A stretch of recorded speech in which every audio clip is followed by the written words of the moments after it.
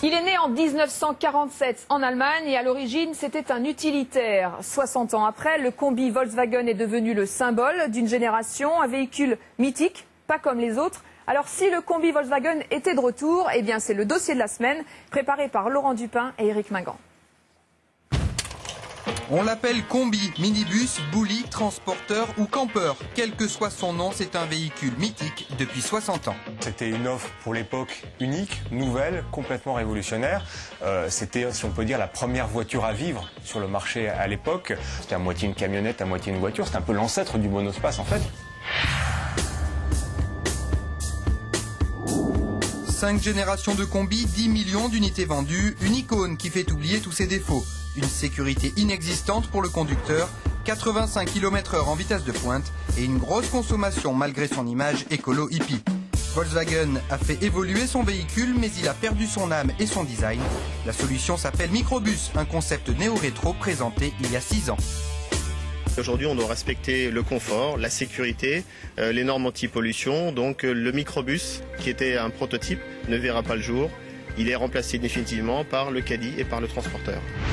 Même recouvert de fleurs, le nouveau transporteur est un véhicule classique, tout comme ses rivaux, le Toyota Yaris, l'Opel Vivara et le Mercedes Vito. Le combi avait lui réussi à fédérer toute une génération. Le combi à l'époque c'était une voiture pour les jeunes, c'était une voiture de jeunes. Alors qu'aujourd'hui, les gens qui cherchent ce genre de véhicule, plutôt typés un peu camping-car, sont plutôt des seniors, sont plutôt des gens un peu âgés. Qui roule en combi aujourd'hui? Des fidèles qui ne l'ont jamais vendu, des collectionneurs, des anciens hippies nostalgiques et des jeunes qui veulent imiter leurs parents. Le phénomène est mondial.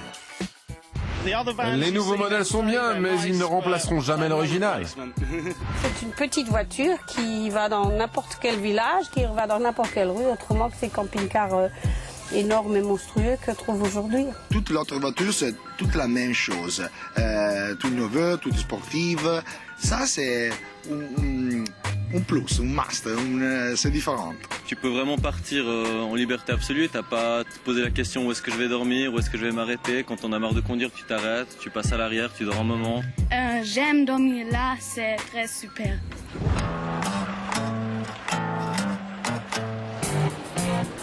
Avec un tel engouement, le marché de l'occasion est en plein boom. Fini les combis épaves abandonnés au fond des granges. Désormais, tout se répare, tout se vend et c'est cher. Ça, c'est un modèle 11 fenêtres de 1965 qui coûte entre 10 et 15 000 euros. Ensuite, vous avez un pick-up de 56 qui, dans l'état, coûte 15 000 euros. Ici, vous avez un tollé de 63 qu'on peut trouver dans un état similaire aux alentours de 5-6 000 euros. Et il faut encore ajouter à ces tarifs le prix de la restauration. Donc une restauration de base coûte aux alentours de 10-15 000 euros et une restauration complète, donc avec sellerie, réfection mécanique, réfection des freins, etc., peut atteindre les sommes de 30-35 000 euros facilement. Le combi était la première voiture des jeunes à petit budget. Il est devenu aujourd'hui un jouet pour amateurs fortunés.